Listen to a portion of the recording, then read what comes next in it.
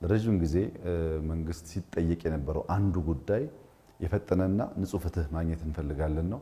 እንግዲህ ቴክኖሎጂውን እርሻውን ለማዘመን፣ ኢንዱስትሪውን ለማዘመን፣ ቱሪዝሙን ለማሳለጥ፣ ከተማ ውስጥ ያሉ ስራዎች ለማዘመን ከዚህ አልፈን ደግሞ ገቢ የምንሰበስብበት፣ ንግድ የምናሳልጥበት፣ ፍትህ የምናመጣበት አድርገን መጠቀም ጀምረናል። ከዚህ አንጻር አርቲፊሻል ኢንተለጀንስ ኤጀንሲ በጣም ከፍተኛ አስተዋጽኦ እያበረከተ ይገኛል።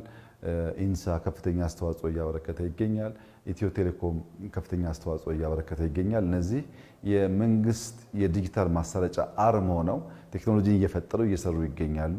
ያየናቸው ሲስተሞች በሙሉ በእኛው ሰዎች የተሰሩ ናቸው። ይሄ ትልቅ ምርታ ነው። መሶብ የተሰራው በእኛ ነው።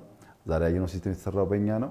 ይሄ ነገር እያደገና እየሰፋ ሲሄድ ዜጎች መጠቀም እየቻሉ ሲሄዱ በጣም በርካታ ነገር የሚያቃልል ይሆናል። ብልጽግና ማረጋገጥ ስናስብ በገንዘብ ክምችት ብቻ አይደለም፣ ሁለንተናዊ ነው። ፍትህንም ይመለከታል፣ የአኗኗር ዘይቤን ይመለከታል። ያን ከማረጋገጥ አንጻር ዛሬ ያየነው ስራ በጣም ተስፋ ሰጪና አስደሳች ነው።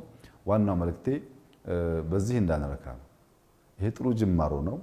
አንደኛ ሁሉም ክልል መዳረስ አለበት፣ ሁሉም ከባቢ መዳረስ አለበት፣ ሁሉም ሰው ይህን መጠቀም መቻል አለበት። ከጥቅም በኋላ ደግሞ ፍትህን ማጣጣም አለበት። ያ እስኪሆን ድረስ በጅምር ሳንረካ መልካም ጅማሮ ነው። በርትተን ሰርተን ወደሚቀጥለው ሌየር የምናሸጋግረው ከሆነ ኢትዮጵያ ውስጥ የምናስበውን ፍትህ ለማምጣት በእጅጉ የሚያግዝ አስደሳች ስራ ሆኖ አግኝቼዋለሁ። በርቱ፣ ይቀጥል።